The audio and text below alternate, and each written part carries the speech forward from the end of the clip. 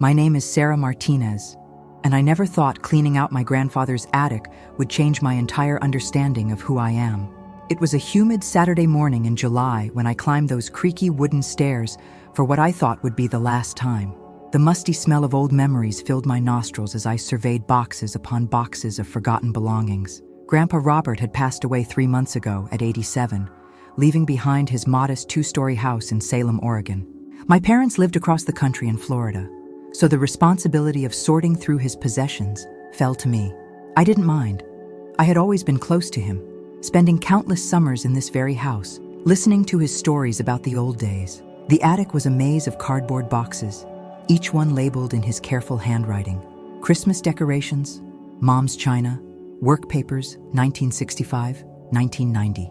I had been methodically going through them for weeks, deciding what to keep, what to donate, and what to throw away. It was emotionally exhausting work, each item triggering a flood of memories. I was reaching for a particularly heavy box when I noticed something wedged between 2 larger containers. It was a small, leather-bound journal, its cover worn smooth by years of handling. The leather was a deep brown, almost burgundy, and it looked much older than most of Grandpa's other belongings. There was no label, no indication of what it might contain. Curious, I carefully pulled it free and opened it to the first page. The handwriting was unmistakably my grandfather's, but it was different, younger, more hurried. The ink had faded to a pale blue, and the paper had that delicate quality that comes with age. The first entry was dated June 15, 1962. "Today, I met someone who might change everything," the entry began. "Her name is Elena, and she has the most beautiful laugh I've ever heard. She's working at the diner downtown for the summer, says she's saving up for college. I think I'm in trouble."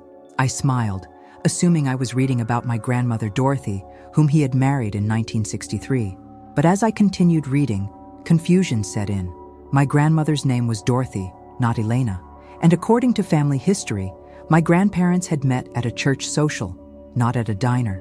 I flipped through several more pages, reading about summer dates, long walks by the Willamette River, and deep conversations about dreams and aspirations.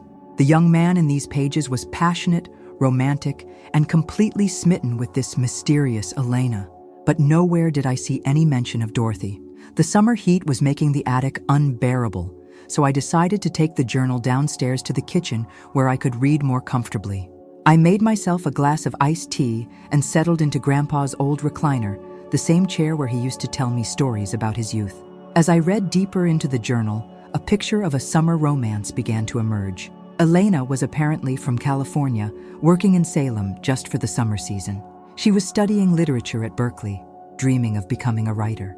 My grandfather, then 22 and working at the local lumber mill, was completely captivated by her intelligence and ambition. The entries detailed their dates, picnics by the river, long drives through the Oregon countryside, evenings spent on the porch of her boarding house talking until dawn. It was clear that my grandfather had been deeply in love with this woman in a way that seemed almost desperate in its intensity. Elena read me some of her poetry today. One entry from July read, "She has this way of seeing the world that makes everything seem more beautiful, more meaningful. She talks about colors like they're alive, about sounds like they're music." I could listen to her forever, but as August approached, the tone of the entries began to change. There was an underlying sadness, a sense of impending loss. "She leaves next week," read an entry from August 20th. "Back to California, back to her real life. She says we'll write, that distance doesn't matter, but I can see it in her eyes. She knows this is ending. Maybe I know it too." The final entry about Elena was dated August 28th, 1962. "She's gone. Took the Greyhound bus this morning. I stood on the platform watching until it disappeared around the bend. She kissed me goodbye and promised to write, but her eyes were already somewhere else. I think I understand now what they mean about summer love. It's beautiful because it's temporary, but that's also what makes it hurt so much." I sat back in the chair, processing what I had read. This was a side of my grandfather I had never known existed. The man who had raised me, who had been married to my grandmother for 43 years until her death, had once been completely in love with someone else. I continued reading, watching as the young Robert slowly moved on from Elena. The entries became less frequent, more practical. He wrote about work, about saving money, about plans for the future. Then, in December 1962, Dorothy's name appeared for the first time. Met a nice girl at the Christmas dance, the entry read. Dorothy Walsh. She's sweet, stable, the kind of girl you could build a life with. She's nothing like Elena, but maybe that's what I need right now.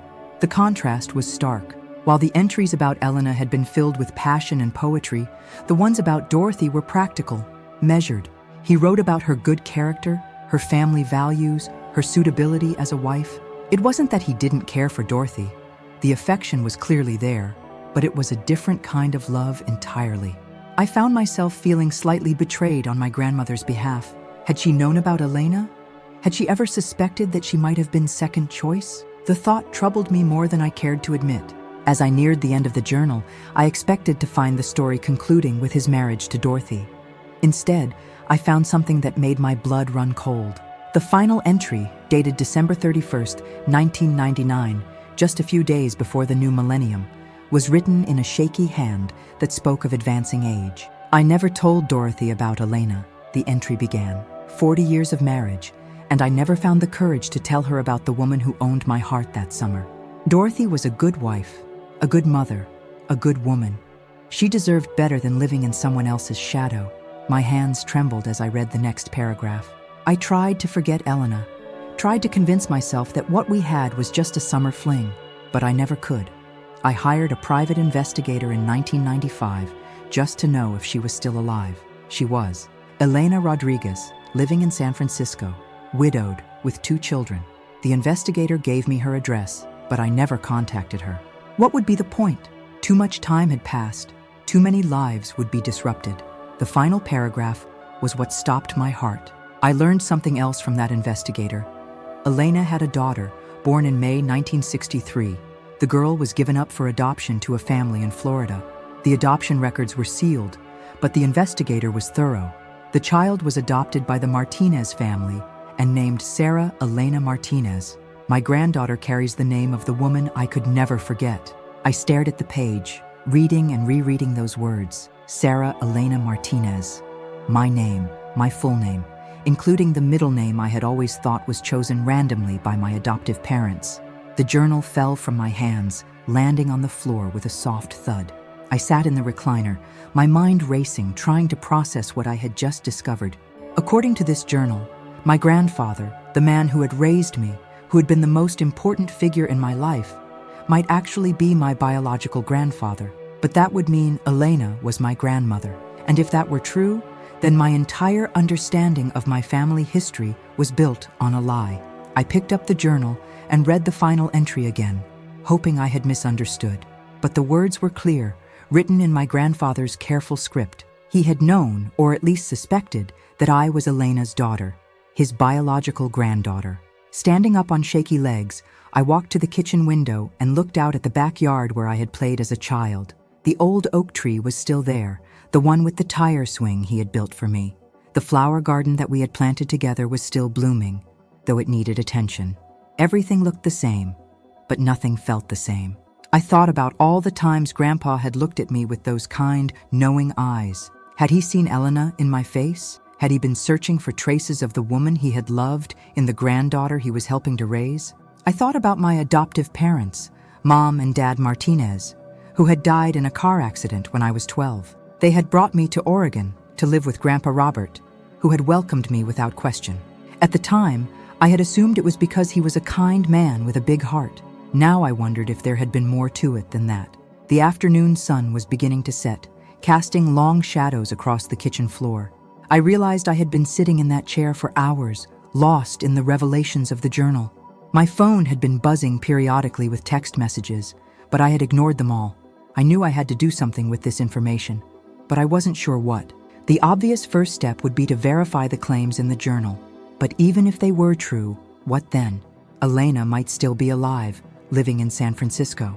She would be in her late 70s now, possibly with no idea that her daughter had been raised by the man she had loved as a young woman. The complexity of the situation was overwhelming. If this were true, it would mean that my entire family history would need to be rewritten.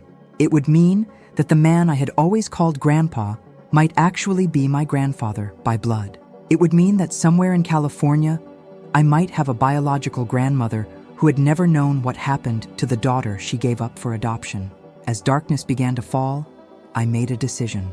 I would start by researching Elena Rodriguez in San Francisco. If she was still alive, I would find her. I needed to know the truth, no matter how complicated it might make my life. I carefully closed the journal and held it against my chest. Tomorrow, I would begin the search for Elena Rodriguez. Tonight, I would try to process the possibility that everything I thought I knew about my family was about to change forever. I barely slept that night. Every time I closed my eyes, I saw that final journal entry, those words that had turned my world upside down. By 5 in the morning, I gave up on sleep and made coffee, settling at my laptop at the kitchen table as the Oregon dawn crept through the windows. My first search was simple: Elena Rodriguez, San Francisco. The results were overwhelming. Hundreds of Elena Rodriguezes in the San Francisco area. I tried adding age parameters, narrowing it down to women who would be in their late 70s. Still, too many results. I remembered what Grandpa had written about her studying literature at Berkeley. I searched for Elena Rodriguez Berkeley Literature, 1962. This time, I found something that made my heart skip. An alumni newsletter from 1985 mentioned an Elena Rodriguez who had graduated from Berkeley in 1964 with a degree in English literature. The brief article mentioned she had become a high school teacher in San Francisco. It was a lead, but not enough to be certain. I needed more information, and I knew I couldn't do this alone. I decided to call my friend Marcus, who worked as a private investigator in Portland. We had met a few years ago when I was working on a freelance journalism piece about missing persons cases. Marcus, it's Sarah. I need a favor, and it's complicated. Hey Sarah, what's going on? You sound stressed. I took a deep breath. I need help finding someone. A woman named Elena Rodriguez who would be about 78 now, possibly living in San Francisco. I think she might be my biological grandmother. There was a pause on the other end of the line. That's a hell of a thing to discover. What makes you think she's your grandmother? I explained about the journal, about the dates, about the name connection. Marcus listened without interrupting, occasionally making small sounds of understanding. I can help you with this, he said finally. But Sarah, you need to be prepared for what you might find. This woman might not want to be found. She might not want to talk about a daughter she gave up for adoption 60 years ago. I know, I said, but I have to try. I have to know if it's true. Give me what you have, and I'll see what I can dig up. But this is going to take some time. I spent the next few days in a strange state of suspended animation. I continued going through Grandpa's belongings, but my heart wasn't in it. Every photograph, every document, every keepsake made me wonder, did he know? Was he thinking about Elena when he looked at me? I found myself studying my reflection in mirrors, trying to see traces of the woman from the journal. I had always been told I had exotic features that didn't quite match my adoptive parents' Irish heritage. My dark hair and olive skin had always made me stand out in family photos. Now I wondered if I was seeing Elena's features in my own face. 3 days after my call to Marcus, he called back. I found her, he said, without preamble. Elena Rodriguez, 78 years old, living in the Richmond district of San Francisco. She's a retired English teacher, just like your research suggested. Widowed about 10 years ago, 2 adult children, both sons. My heart was pounding. Are you sure it's her? I'm as sure as I can be without DNA evidence. The timeline matches, the background matches, and get this. She was born in Los Angeles, but spent the summer of 1962 in Oregon, working at a diner in Salem. I felt dizzy. Oh my God. There's more. I did some digging into her personal history. She did give birth to a daughter in May 1963, and the records show the child was placed for adoption through Catholic Charities. The adoption was closed, but the timing and location match your birth records. I sat down heavily in Grandpa's recliner. So it's true? She's my grandmother. It looks that way. The question is, what do you want to do about it? That was the question that had been haunting me for days. What did I want to do about it? Elena Rodriguez was a real person, living her life in San Francisco, with no idea that her granddaughter had been raised by the man she had loved as a young woman. Did I have the right to disrupt her life with this information? I want to meet her, I said finally. But I don't know how to approach her. I can't just show up at her door. You could write her a letter, Marcus suggested. Explain who you are, what you've discovered. Give her the choice of whether or not she wants to meet you. It was a reasonable suggestion, but the thought of writing that letter terrified me. What do you say to someone who might be your grandmother? How do you explain that you've discovered a connection that spans 60 years and involves a love story she might have tried to forget? I spent the next week crafting and recrafting a letter. Every version felt wrong. Too casual, too formal, too emotional, too clinical. Finally, I settled on something simple and honest. Dear Mrs. Rodriguez, my name is Sarah Martinez, and I believe you may be my biological grandmother. I recently discovered a journal belonging to my grandfather, Robert Walsh, who lived in Salem, Oregon. The journal contains detailed entries about a summer romance in 1962 with a woman named Elena Rodriguez. I was born in May 1963 and placed for adoption through Catholic Charities. I was raised by the Martinez family in Florida until I was 12, when I moved to Oregon to live with Robert Walsh, who I knew as my grandfather. I understand this must be shocking to read, and I don't want to cause you any distress. If you would be willing to meet or speak with me, I would be grateful. If not, I understand completely. I can be reached at the phone number and email address below. Sincerely, Sarah Martinez. I included copies of relevant pages from the journal, careful to redact any parts that might be too personal or painful. I also included a recent photograph of myself, wondering if she would see any resemblance. Sending the letter was one of the hardest things I had ever done. I stood at the post office for 10 minutes, holding the envelope, before finally dropping it in the mail slot. Once it was gone, there was no taking it back. The waiting was agony. I tried to distract myself by finishing the work in Grandpa's house, but I found myself checking my phone and email constantly.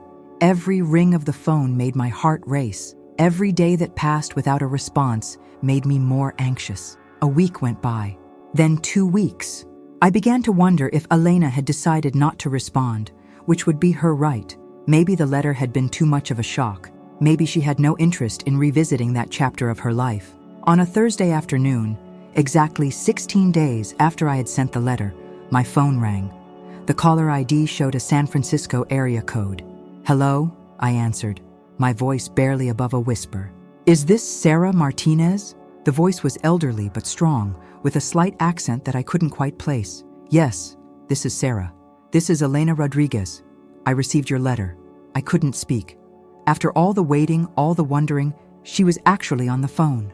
"I'm sorry it took me so long to call," she continued. "I needed time to process what you told me. I've read your letter probably 50 times, and I've looked at your photograph even more than that." "I understand," I managed to say. "I know this must be overwhelming." "It is," she said. "But also, I always wondered what happened to her, to my daughter. I was so young, and it was a different time. I thought I would never know." "So you think it's possible that I'm your granddaughter?" There was a long pause. "I think it's more than possible.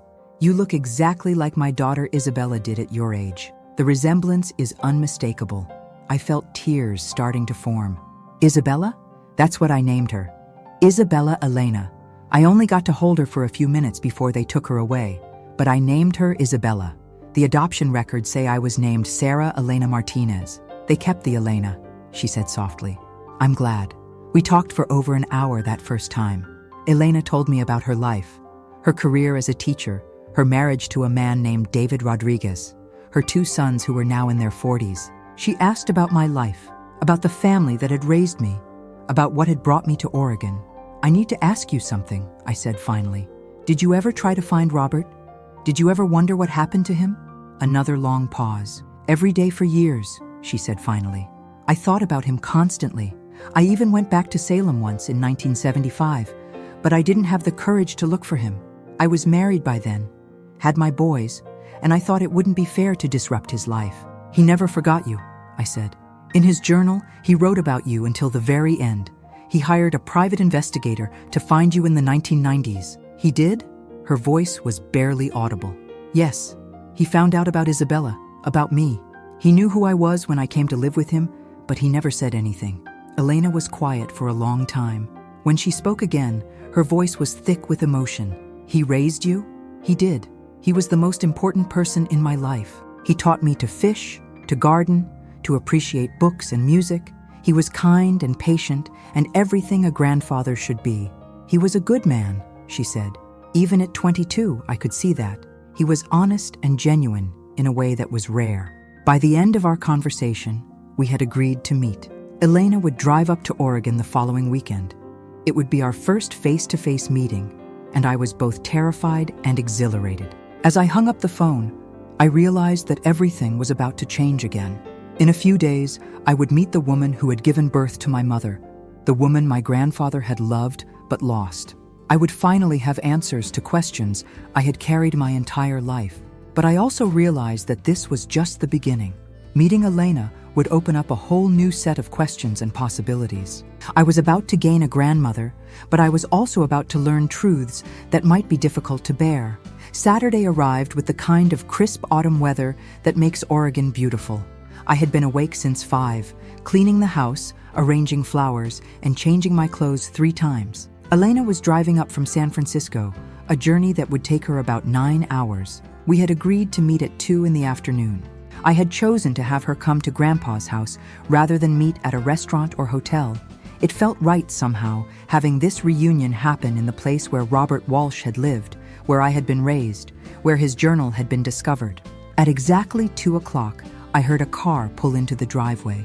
I watched from the window as an elderly woman emerged from a silver Honda Civic. She was smaller than I had expected, with silver hair pulled back in a neat bun and an elegant way of moving despite her age. She wore a simple blue dress and carried a small purse, but it was her face that took my breath away. Even from a distance, even aged by 78 years, I could see the beauty that had captivated my grandfather. More than that, I could see myself in her features, the shape of her eyes, the line of her jaw, the way she carried herself.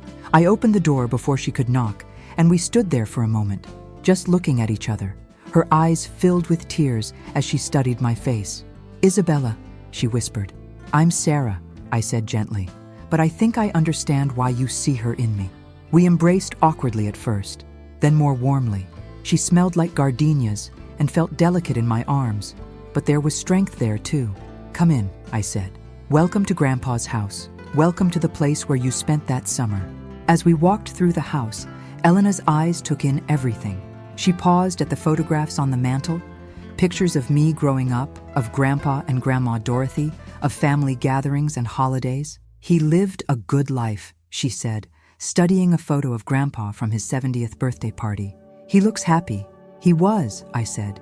"He was a wonderful man." We settled in the living room with tea, and Elena pulled out a manila envelope she had carried in her purse. "I brought some things," she said. "Things I thought you might want to see." The first item was a photograph of Elena from 1962. She was standing by the Willamette River, wearing a simple summer dress, her dark hair long and wavy. She was laughing at something outside the frame, and the joy in her face was radiant. "Robert took this picture," she said. "I kept it all these years." I stared at the photograph. The resemblance was undeniable. I was looking at a woman who could have been my twin 60 years ago. "You look just like her," Elena said. "Just like Isabella. I knew it from the moment I saw your photograph, but seeing you in person, it's like looking at my daughter." She showed me other photos, pictures of her 2 sons, my uncles, as children and adults, pictures of her late husband David, who had been a kind man, but very different from the passionate young Robert of the journal, pictures of her classroom, her students, her life in San Francisco. "I need to tell you something," Elena said, setting down her teacup. "Something I've never told anyone." I waited, sensing that this was important. "I didn't give Isabella up because I didn't want her," she said. "I gave her up because I couldn't provide for her. I was 22, unmarried, with no money and no support from my family. My parents had disowned me when they found out I was pregnant. They said I had brought shame on the family." She paused, her hands trembling slightly. "But there was another reason. I was hoping, praying, that somehow Isabella would end up with Robert. I knew it was impossible, but I thought maybe, somehow, fate would bring them together. And it did," I said softly. "Not the way you imagined, but it did. When you told me that Robert had raised you, I felt like my prayers had been answered 60 years late. She did get to be with him. You got to be with him." Elena opened another envelope and pulled out a small, leather-bound book. "This is Isabella's baby book. I only had her for 3 days, but I documented everything. Her weight, her length, the time she was born, the first sounds she made. I wanted her to know that she was loved, even if I couldn't keep her. I took the book with shaking hands. On the first page, in Elena's careful handwriting, was written, Isabella Elena Rodriguez, born May 15, 1963, at 3:47 a.m. The most beautiful baby girl in the world. Tears were streaming down my face as I looked through the pages. There were footprints, a lock of hair, a photograph of a tiny baby sleeping. There was a letter addressed to My Dear Isabella that Elena had written but never sent. I wrote to her every year on her birthday, Elena said. Letters I never sent, telling her about my life, asking about hers. I have boxes of them at home. May 15th is my birthday, I said. I always wondered why I felt so sad on that day, even when I was celebrating. Now I understand. It was the day you had to let me go. We spent the rest of the afternoon sharing stories. Elena told me about her pregnancy, about the fear and shame she had felt, about the love she had for the baby she couldn't keep. She told me about her marriage to David, about how she had never been able to fully give her heart to him because part of it had remained with Robert. I told her about my childhood, about the Martinez family who had loved me, about the accident that had brought me to Oregon. I told her about growing up with Grandpa, about the summers we had spent together, about the lessons he had taught me. He never told you who you were? Elena asked. Never. But looking back, I think he knew. He used to look at me sometimes with this expression I couldn't understand, like he was seeing someone else in my face. He was seeing me, Elena said simply. And he was seeing Isabella. As the afternoon wore on, we found ourselves talking more easily. The initial awkwardness had given way to a natural rapport. Elena was intelligent, funny, and surprisingly modern in her thinking. She asked about my work as a freelance journalist, about my dreams and ambitions. You're a writer, she said, like I always wanted to be. You could still write, I said. It's never too late. Maybe, she said. Maybe I will. As evening approached, I realized I didn't want her to leave. We had found each other after 60 years, and I was terrified of losing her again. I have a guest room, I said. You don't have to drive back tonight. I was hoping you'd ask, Elena said. I brought an overnight bag, just in case. That evening, we cooked dinner together in Grandpa's kitchen. Elena moved around the space with surprising familiarity, as if she remembered being there before. I used to imagine what it would be like, she said. Being here with Robert, cooking in his kitchen, being part of his life. You are part of his life, I said. You always were. Even when you weren't here, you were part of him. After dinner, we sat on the porch swing that Grandpa had built years ago. The night was clear, and we could see stars beginning to appear. I have something else to tell you, Elena said. Something I learned after I got your letter. I waited, sensing that this was important. I had some health problems a few years ago, and my doctor recommended that I compile a complete family medical history. I did some research into my family tree, and I discovered something interesting. She paused, looking out at the stars. My great-grandmother's name was Sarah Elena Morales. She was the one I was named after. Elena was her middle name. When I named Isabella, I gave her both names without really thinking about it. Sarah Elena. Sarah Elena, I repeated. That's my full name. Names have power, Elena said.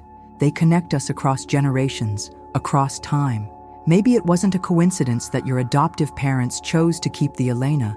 Maybe it was meant to be.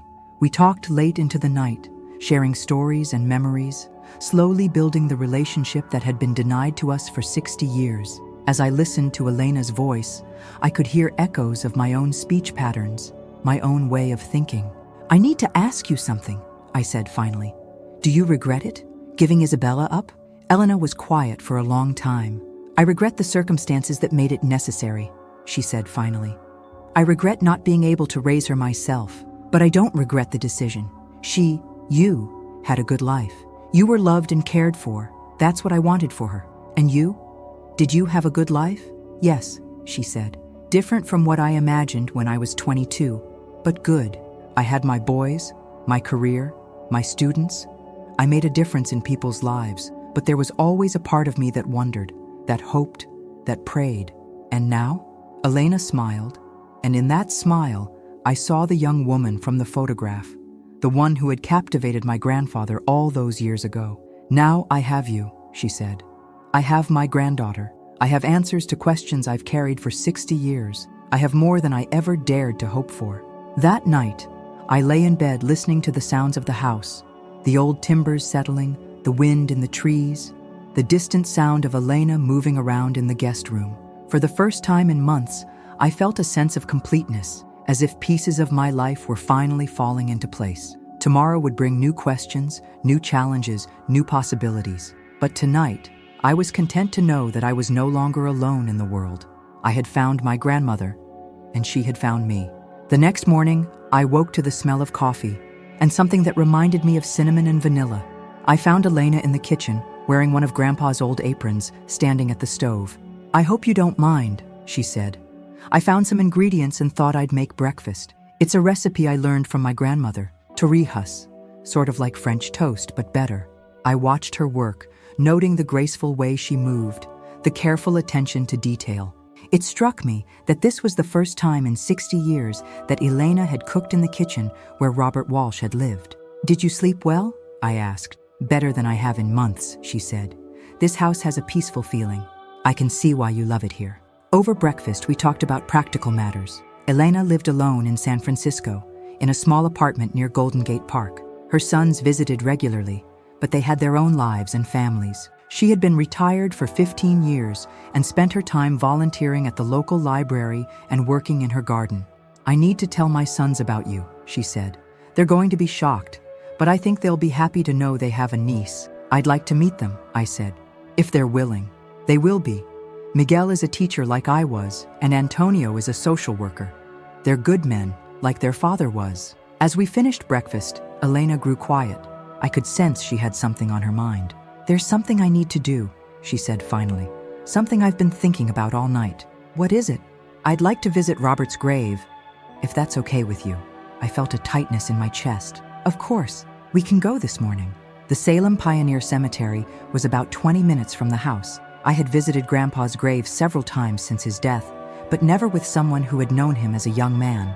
Elena was quiet during the drive, looking out at the Oregon countryside. "It's beautiful here," she said. "I can see why he stayed. He loved this place. He used to say that Oregon was the most beautiful state in the country, and he had traveled enough to know." We walked through the cemetery together, past weathered headstones and carefully tended graves. Grandpa's grave was in a newer section, marked with a simple granite stone that read, "Robert James Walsh, 1940-2024. Beloved husband, father, and grandfather." Elena stood silently for a long time, her hands clasped in front of her. Finally, she spoke. "Hello, Robert," she said softly. I never got to say goodbye properly. I stepped back, giving her privacy for this moment she had waited 60 years to have. "I want you to know that I never forgot you," she continued. "I thought about you every day, wondered what your life was like, hoped you were happy. I know you were married, had a family, built a good life. I'm glad. You deserved all of that." Her voice broke slightly.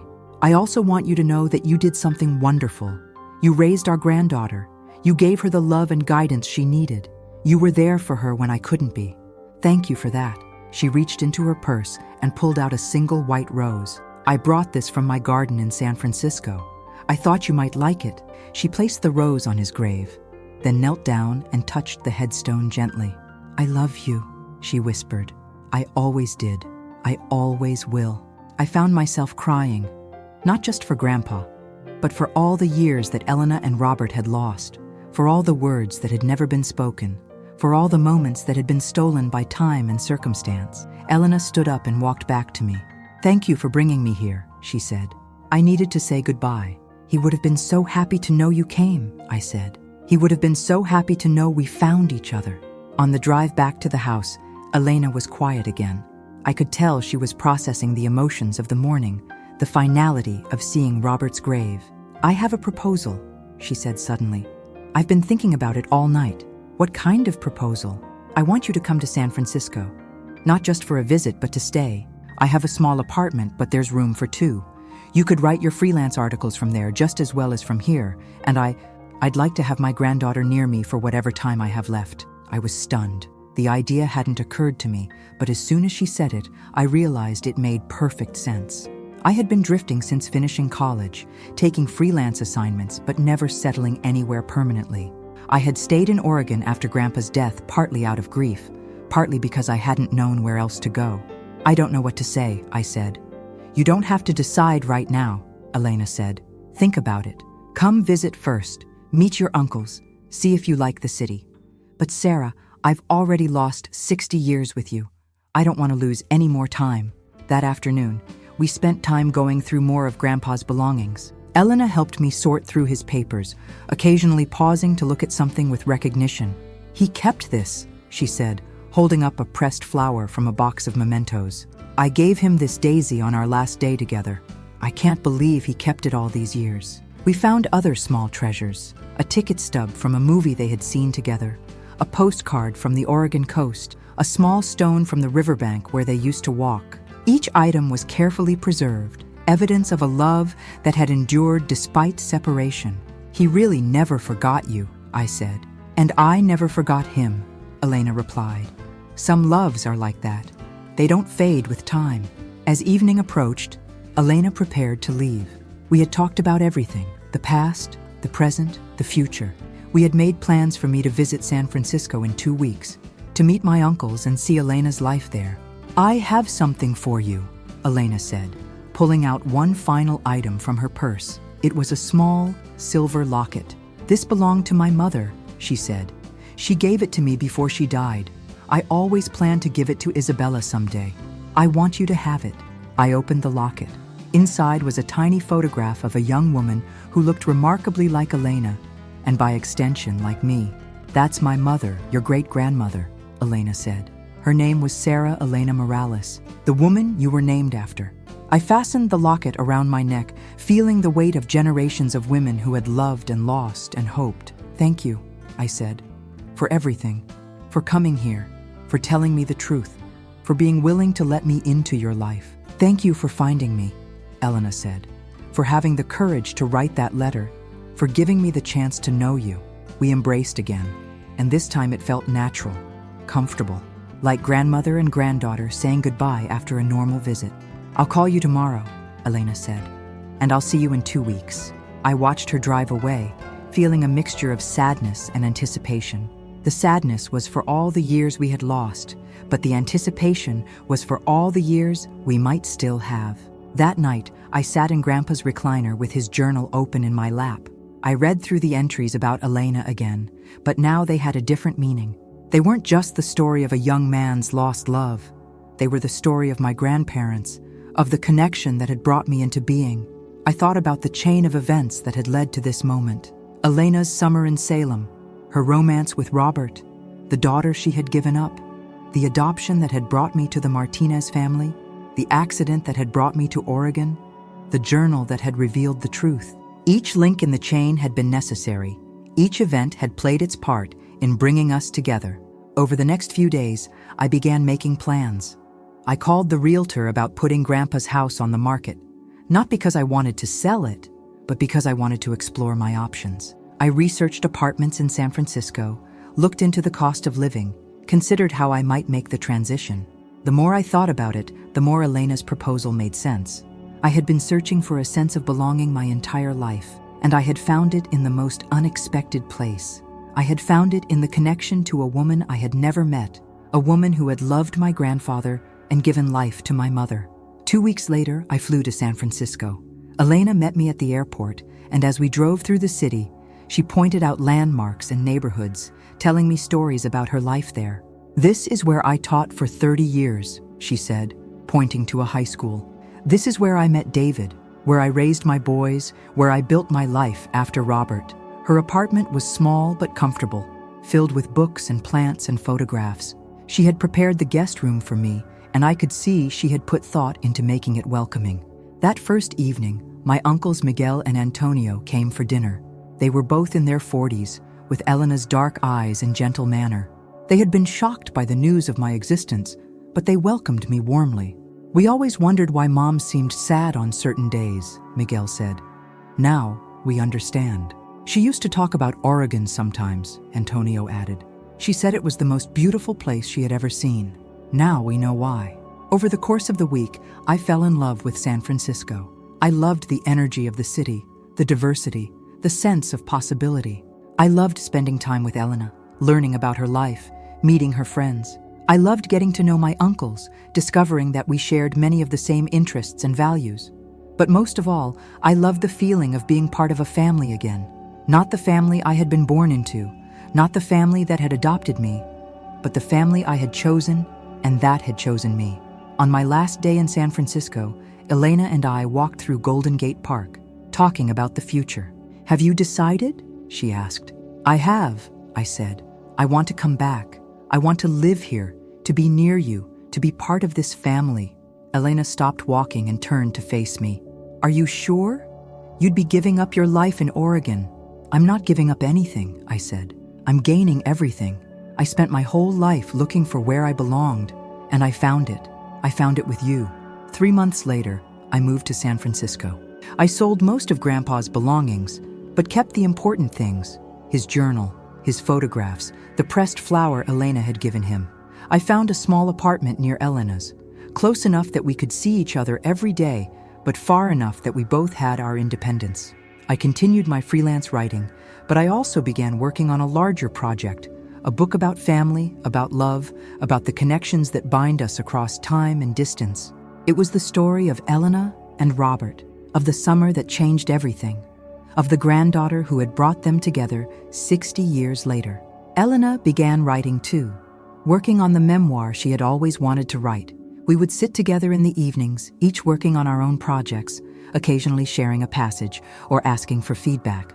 "You know what I realized?" Elena said one evening as we worked. "What's that?"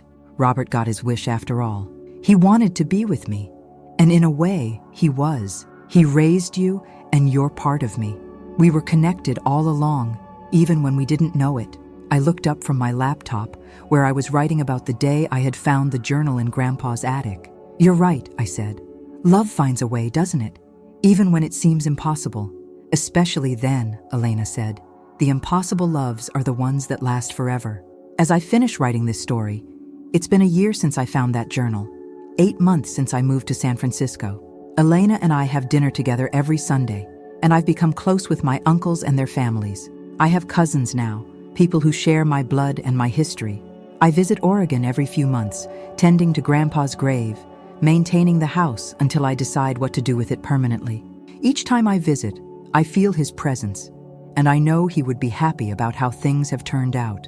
Elena is 79 now, and I'm acutely aware that our time together is precious, but I'm no longer afraid of losing her, because I understand now that some connections transcend death. The love between Elena and Robert lasted 60 years without contact. The love between Elena and the daughter she gave up lasted a lifetime without meeting.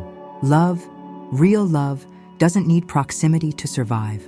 I think about my mother sometimes, the woman I never knew, the daughter Elena held for 3 days before giving her up. I think about how she would feel knowing that her story had brought her mother and daughter together, that her brief life had created a bridge across generations. And I think about names, about the power Elena mentioned that night on the porch swing.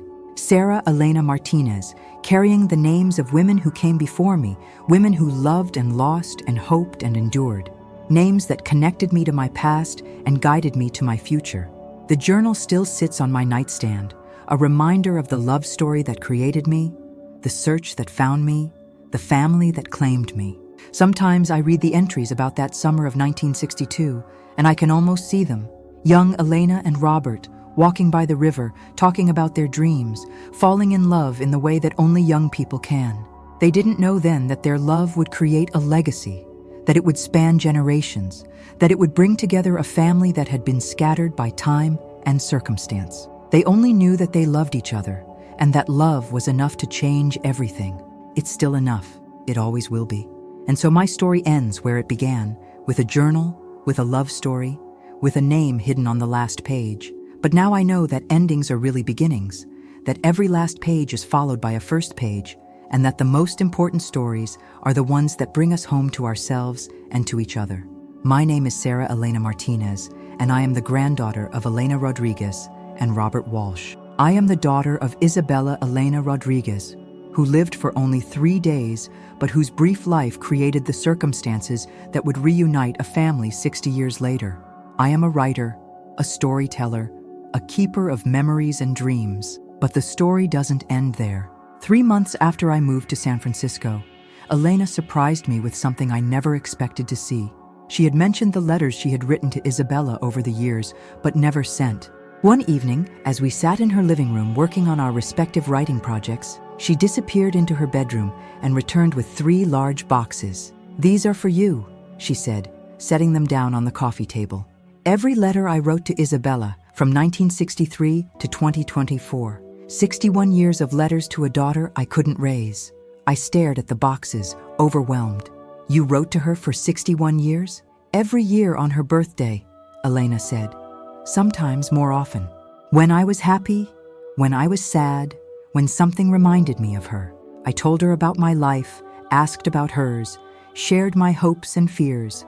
It was my way of staying connected." That night, I opened the first box. The earliest letters were written on delicate stationery in Elena's young handwriting. They were heartbreaking in their simplicity. "My dearest Isabella, today you turn 1 year old. I wonder if you took your first steps yet, if you said your first word. I hope your parents are kind to you, that they read you bedtime stories and sing you lullabies. I think about you every day." As the years progressed, the letters became more complex, more detailed. Elena wrote about her marriage to David, about the difficulty of explaining to him why she was sad on certain days. She wrote about the births of Miguel and Antonio, about the guilt she felt for being able to raise them when she couldn't raise Isabella. "I held Miguel for the first time today," read a letter from 1967. "He's beautiful, but holding him made me think of you. I held you for 3 days, and I remember every moment. I remember the weight of you in my arms, the sound of your breathing, the way you looked at me as if you knew I was your mother. I hope someday you'll forgive me for letting you go." There were letters about Elena's career, her students, her travels. She wrote about books she thought Isabella might enjoy, about current events she hoped Isabella was learning about in school. She wrote about the changing world, about the women's movement, about the importance of following your dreams. "I became a teacher partly because of you," she wrote in a letter from 1975. "I wanted to make a difference in young people's lives because I couldn't make a difference in yours. Every student I helped, every mind I opened, every dream I encouraged, it was all for you." The letters from the 1980s and 1990s were filled with questions. Elena wondered if Isabella had gone to college, if she had married, if she had children. She wrote about her own doubts and regrets, about the choices she had made and the choices she hadn't made. "I hired a private investigator to find you," she wrote in a letter from 1995. "He told me you were adopted by a family in Florida, that you were doing well. I wanted to contact you, but I was afraid. What if you didn't want to know me? What if I disrupted your life for no good reason? So I decided to wait, to let you come to me if you ever wanted to." The letters from the 2000s showed Elena aging, becoming more reflective. She wrote about David's death, about the loneliness of widowhood, about the realization that she might never know what happened to her daughter. "I'm 75 today," she wrote in a letter from 2018. "I wonder if you're still alive, if you're healthy, if you're happy. I wonder if you ever think about me, if you ever wonder about the woman who gave birth to you. I hope you understand that I loved you. I hope you know that letting you go was the hardest thing I ever did." The final letter, dated just 2 weeks before I had sent my own letter to Elena, was the most poignant. "My dearest Isabella, I'm 78 now, and I know I don't have much time left. I've been thinking about you more than ever lately. I dream about you sometimes, and in my dreams, you're still the baby I held for 3 days. But I know you're a woman now, with your own life, your own family, your own dreams. I hope you've been happy. I hope you've been loved. I hope you've known that somewhere in the world, there was a woman who thought about you every day and loved you with all her heart. If I never get to meet you, if I never get to tell you these things in person, I want you to know that you were the best part of my life, even though you were only in it for 3 days. You made me a mother, and nothing will ever change that." I spent weeks reading through all the letters, tears streaming down my face as I absorbed 61 years of love and longing. Elena had poured her heart into these letters, creating a record of a relationship that had existed only in her imagination. "Why did you keep them all?" I asked her one evening. Because they were real to me, she said. The love was real, even if the relationship wasn't. And I always hoped that someday, somehow, she would read them. I realized then that I had a choice to make. I could read these letters as Sarah, the granddaughter who had found her biological family, or I could read them as Isabella, the daughter who had been lost and found again. I want to write back, I said suddenly. I want to answer these letters, not as Sarah, but as Isabella. I want to tell you about the life your daughter lived, about the love she received, about the woman she became. Elena's eyes filled with tears. You would do that? I am Isabella, I said. I'm the baby you held for 3 days, the child you wondered about, the woman you dreamed of meeting. I want to close the circle. And so I began writing letters to Elena as Isabella. I told her about the Martinez family, about the love and kindness they had shown their adopted daughter. I told her about the accident that had taken them away, about the grief and loss that had followed. I told her about Robert, about the grandfather who had raised me without knowing who I really was. Dear Mama, I wrote in my first letter, I was loved. The Martinez family chose me, wanted me, cherished me. They gave me a good life, a safe life, a life full of opportunities. They never made me feel like I was anything other than their daughter. They told me I was adopted, but they also told me I was special, that I was chosen. They weren't lying. I wrote about my childhood, about the dreams and fears and hopes that had shaped me. I wrote about school, about friends, about the moments of joy and sadness that make up a life. I wrote about the questions I had always carried about my birth parents, about the emptiness I had felt without knowing where I came from. I used to wonder about you, I wrote. I used to imagine what you looked like, what your voice sounded like, whether you ever thought about me. I wondered if you were happy, if you were healthy, if you regretted giving me up. I wondered if you loved me, even though you couldn't keep me. I wrote about my teenage years, about the rebellion and confusion that comes with growing up.